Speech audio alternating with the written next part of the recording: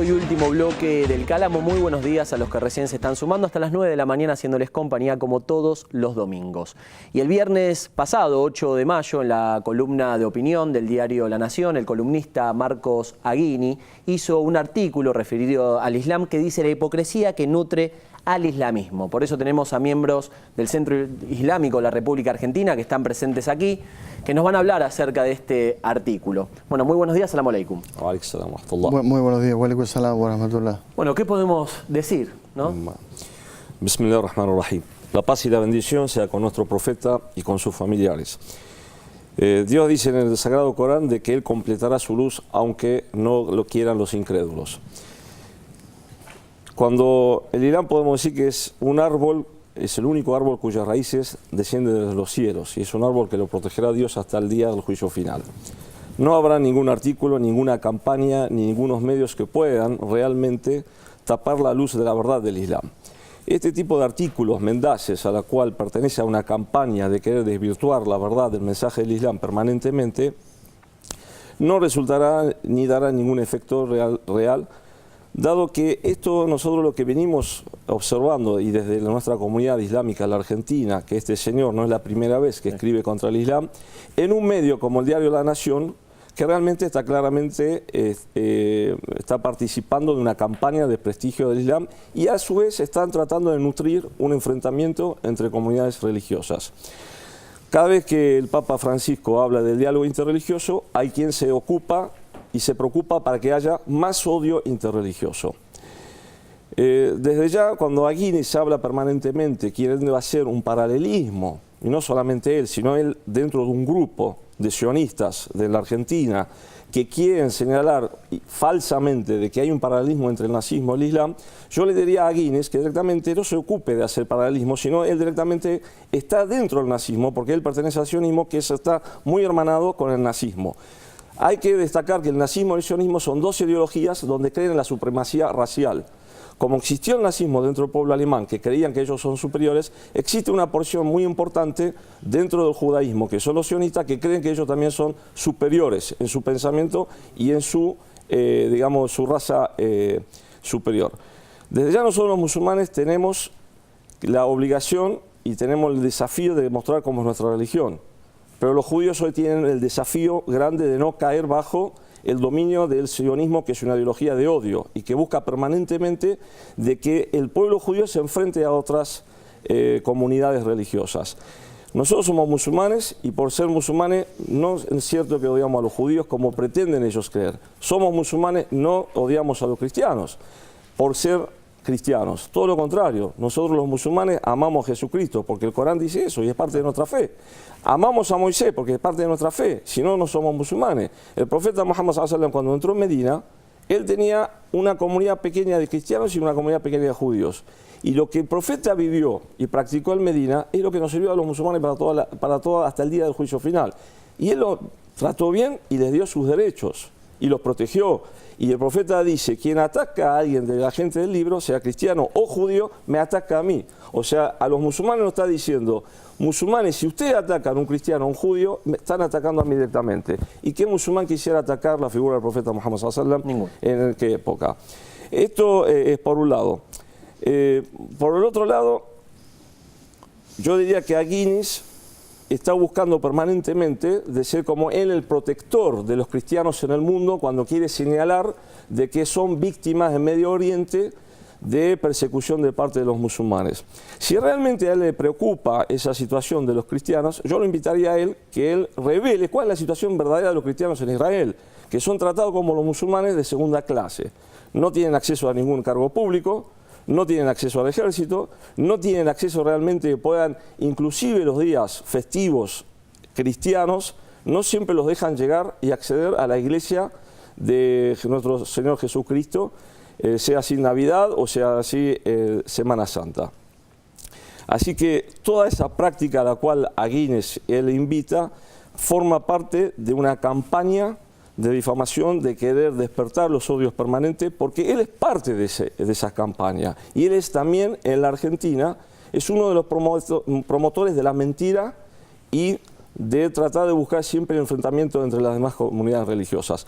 Cuando él y un grupo de escritores de la comunidad judía, parte de ellos, intentaron hacer una conferencia donde hablaba islamofascismo, y el gobierno nacional, con muy buen tino, a través de su secretario de cultos, el doctor Guillermo Oliveri, ellos frenaron porque estaban por dictar conferencia basada en la mentira y la difamación. Correcto. Entonces, ¿a dónde quiere llegar a Guinness con esto? ¿Realmente a Guinness le interesa que los cristianos en el mundo vivan en paz y no sean perseguidos? ¿O él es parte de todo eso? ¿Por qué no señala a Guinness cuando el gran rabino de Israel, que falleció en el año 2013, Obadia Yosef, donde él decía que hay que matar a todos los árabes, y donde él decía que hay que esclavizar a los que no son judíos para que nosotros realmente seamos los señores de la tierra? Todos los árabes, que hay católicos. Donde él dice que hay una gran... No, todos los demás, claro. Él no señala, no diferencia entre musulmanes y cristianos. Por eso. ¿Por qué no acusa o denuncia a Ehud de Olmert cuando fue el intendente o el alcalde de la ciudad de Jerusalén, y donde él públicamente decía que hay que matar a todos los árabes? Yo soy musulmán y nuestros libros está a la vista de cualquiera que quiera acercarse y realmente nutrirse de la sabiduría islámica. Yo quiero saber si todos los libros que él lee se pueden mostrar públicamente, realmente, y que muestren cuál es el verdadero pensamiento. Y él habla de que el islamismo, que esto es una trampa, otra trampa más. Lo que es lamentable, que hoy la opinión pública muchas veces se nutre más de artículos mendaces que de los libros a los cuales nos llevan a la fuente verdadera de la sabiduría de la cual ellos están tratando. Ricardo, ¿qué opinión te merece a vos al respecto? Bueno, en primer lugar, aquí hay un tema de etimología, ¿verdad? O sea, la palabra islamismo lleva a confusión, ya que hay muchas personas que sin saberlo creen que islamismo es un sinónimo de islam. Es cierto que el articulista se refiere en este caso a los grupos terroristas que operan en Medio Oriente, llámese el autodenominado Ejército Islámico, etc. Pero aquí hay que aclarar que el término correcto en todo caso sería hablar de pseudo musulmanes, ya que ese ejército islámico y otros grupos terroristas no tienen absolutamente nada que ver con el Islam. Luego hay otro recurso que no es feliz, que es el tema de que para tratar de hablar de un tema relacionado al Islam o al mundo islámico, hay que hablar previamente del nazismo, ¿sí? Hay mucha gente que no sabe que los musulmanes fueron tal vez los primeros en enfrentar al nazismo y al fascismo. Por ejemplo, en la década en la segunda década del siglo XX, el emir Abdelkrim en Marruecos enfrentó simultáneamente a los fascistas españoles y a los fascistas franceses, llámense Francisco Franco, Millán Astray, Queipo de Llano o el mariscal Petén. Luego vamos a tener otro ejemplo que es muy importante y es más conocido, que durante casi 10 años el sheikh Omar al-Mukhtar enfrentó al fascismo de Mussolini en Libia. Tenemos después muchos ejemplos durante la Segunda Guerra Mundial cómo los musulmanes combatieron contra el nazismo. Por ejemplo, los soldados argelinos, marroquíes y tunecinos dentro del ejército francés combatieron en Europa contra los nazis.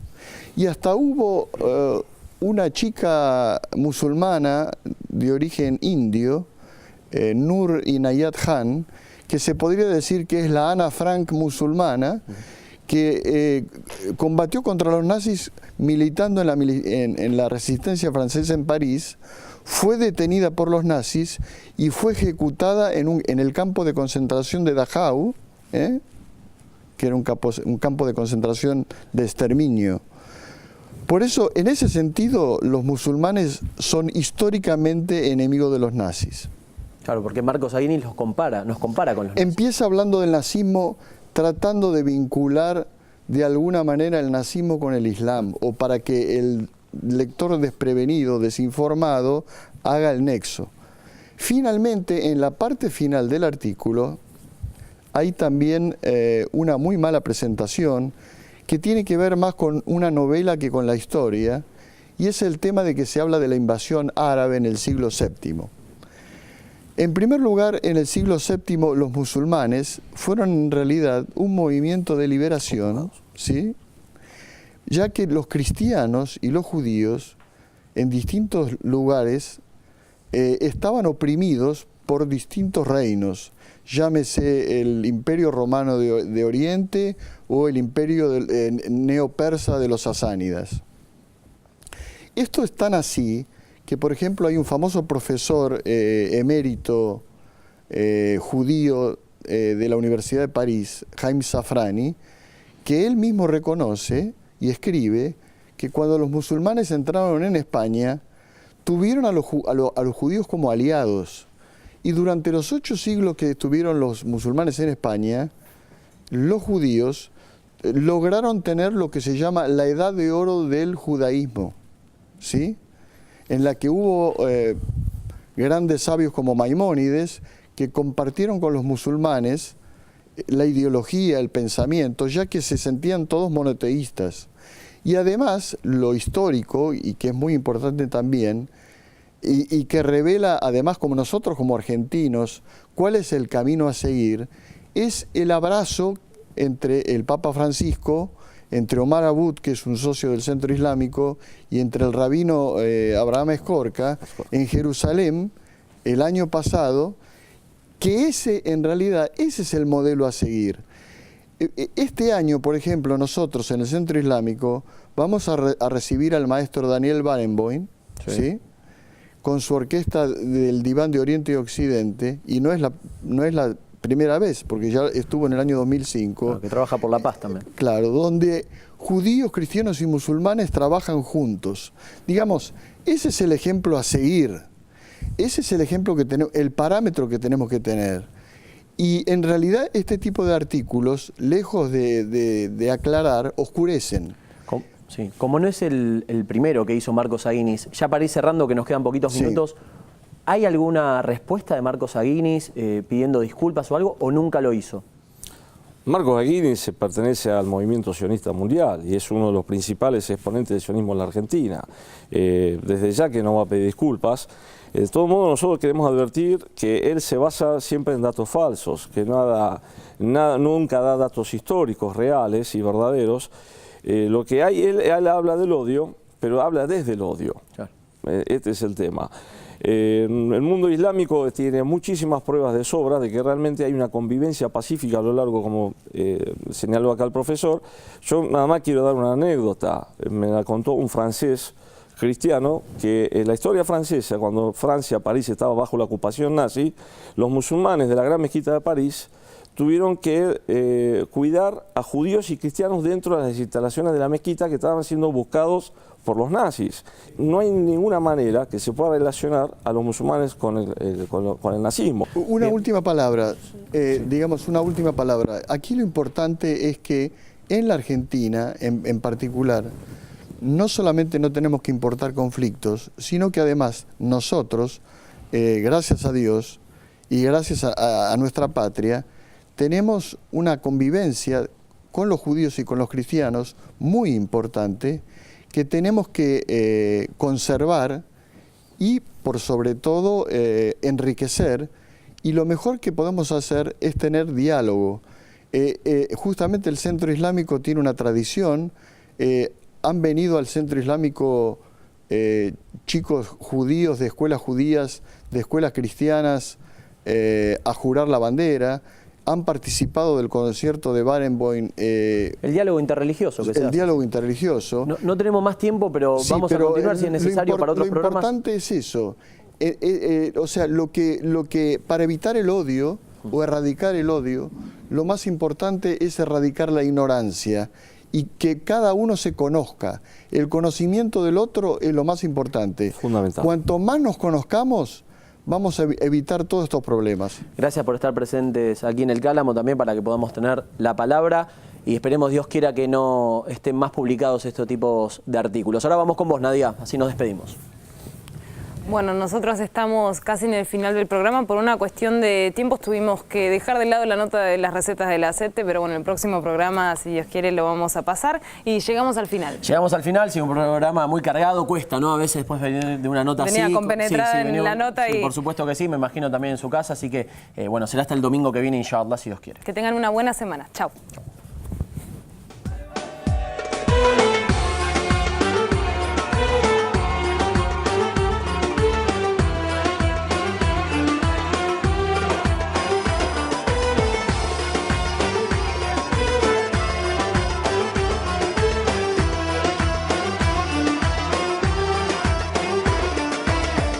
هيدا لبنان بلد الناس القطايب بعشق لبنان